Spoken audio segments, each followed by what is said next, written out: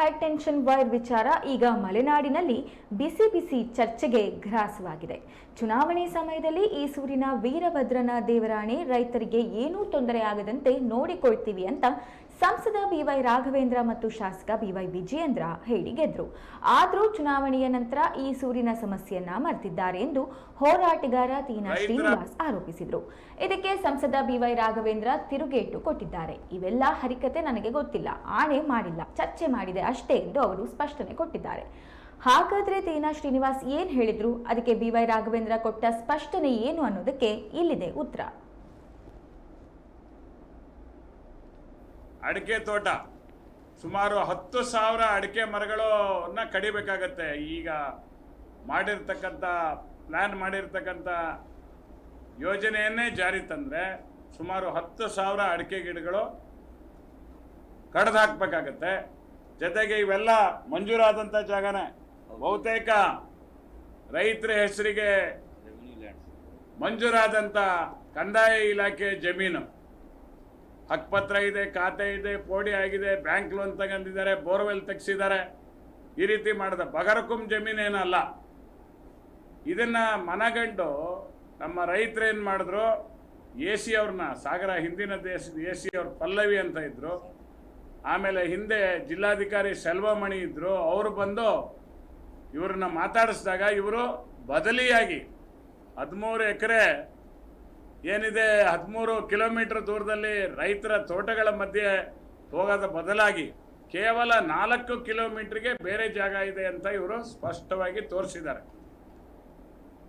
ತೋರಿಸಿ ಅಲ್ಲಿ ಮಾಡ್ಬೋದು ಅಂತ ಹೇಳಿ ಹಿಂದಿನ ಸಾಗರ ಎ ಸಿನೂ ಅಭಿಪ್ರಾಯಪಟ್ಟಿದ್ದಾರೆ, ಹಿಂದಿನ ಜಿಲ್ಲಾಧಿಕಾರಿನೂ ಅಭಿಪ್ರಾಯಪಟ್ಟಿದ್ದಾರೆ. ಕೊನೆಗೆ ಚುನಾವಣೆ ಸಮಯದಲ್ಲಿ ಸಂಸದರಾದಂಥ ರಾಘವೇಂದ್ರ ಮತ್ತು ವಿಜಯೇಂದ್ರ ಎರಡೂ ಜನ ಇವ್ರ ಊರಿನ ವೀರಭದ್ರ ದೇವಸ್ಥಾನದ ಬಂದು ವೀರಭದ್ರ ದೇವರಾಣೆಗೂ ನಿಮ್ಮೂರಿಗೆ ರೈತರಿಗೇನು ತೊಂದರೆ ಆಗದಿದ್ದಂಗೆ ನೋಡ್ಕೊಳ್ತೀವಿ, ನಮಗೆ ಬೆಂಬಲಿಸಿ ಅಂತ ಹೇಳಿ ವೀರಭದ್ರ ದೇವ್ರ ಮೇಲೆ ಆಣೆ ಹಾಕಿ ಅವರು ಚುನಾವಣೆಯನ್ನು ಗೆದ್ದರು. ಶಾಸನಸಭೆ ಲೋಕಸಭೆ ಚುನಾವಣೆ. ಒಬ್ಬ ರೈತ ನಾಯಕನಾಗಿ ಹೋರಾಟದ ಮುಖಾಂತರನೇ ಇವತ್ತು ಸಂಘಟನೆಯನ್ನು ಅಧಿಕಾರಕ್ಕೆ ತರುವಂಥ ಪ್ರಯತ್ನ ಯಡಿಯೂರಪ್ಪ ಒಬ್ಬ ರೈತ ನಾಯಕನಾಗಿ ಕೆಲಸ ಮಾಡಿದ್ದು ಕೂಡ ನಾನು ಹತ್ತಿರ ನೋಡಿದ್ದೀನಿ. ತೀನಾ ಶ್ರೀನಿವಾಸ್ ಅವ್ರ ಬಗ್ಗೆನೂ ಕೂಡ ನಂಗೆ ಗೌರವ ಇದೆ.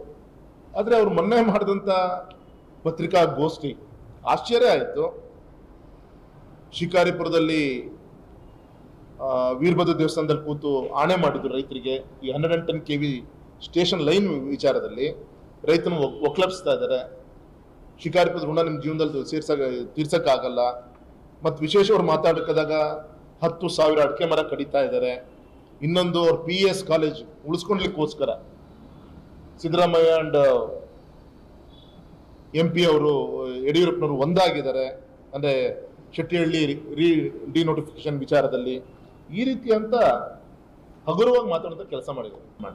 ಮತ್ತು ನಾನು ವೀರಭದ್ರ ದೇವಸ್ಥಾನದಲ್ಲಿ ಆಣೆ ಮಾಡಿದ್ದೆ, ಇದೆಲ್ಲ ಹರಿಕತೆ ನಂಗೆ ಗೊತ್ತಿಲ್ಲ ಸರ್. ನಾವು ಯಾವ ದೇವ್ರ ಮುಂದೆ ಆಣೆ ಮಾಡಿಲ್ಲ.